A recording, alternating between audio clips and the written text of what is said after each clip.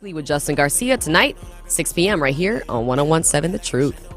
So we've been talking about Millie Bobby Brown. She's a Stranger Things star, and she has been famous for a long time. She's 19 years old, but she's really been famous, since she was about 11 or 12 when, the show first debuted on Netflix.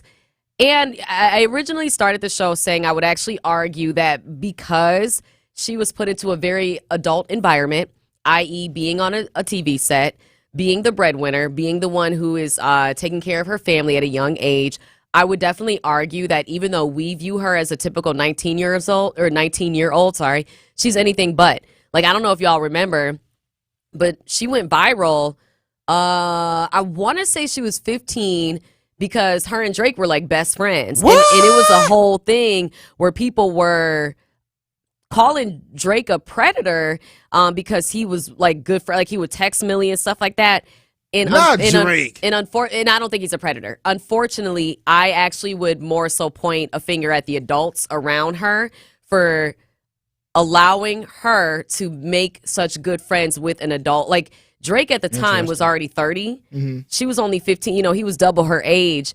And I don't think that he was doing anything wrong. I don't think she was doing anything wrong because I think the adults around her treat her like an adult. So she feels like Drake is a normal, my age kind of friend, and he's not, because we're normal people. And we know that 15-year-olds aren't normally friends with 30-year-olds, but she lives in a different environment. So my point was, even though for us, a normal 19-year-old probably wouldn't be engaged because you feel like they're probably too immature, they haven't had enough life experience, I would actually argue that Millie probably has already at the age of 19. So I hope that she knows what she's doing.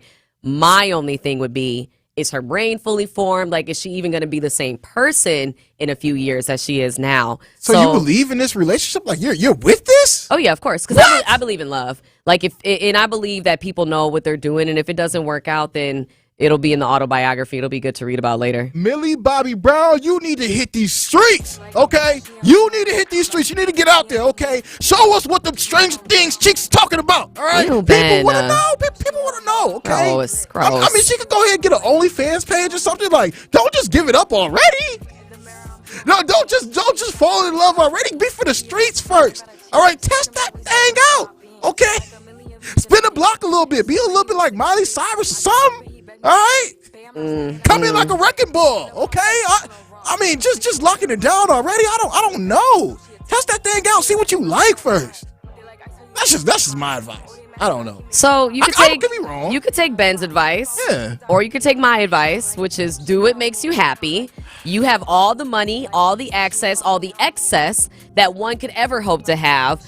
I think she's doing fine. She'll be fine. Trust me, she'll be fine. Okay, when she it's John Bon Jovi's son. It's not a normal 20-year-old. Well, when she finds out that he only has he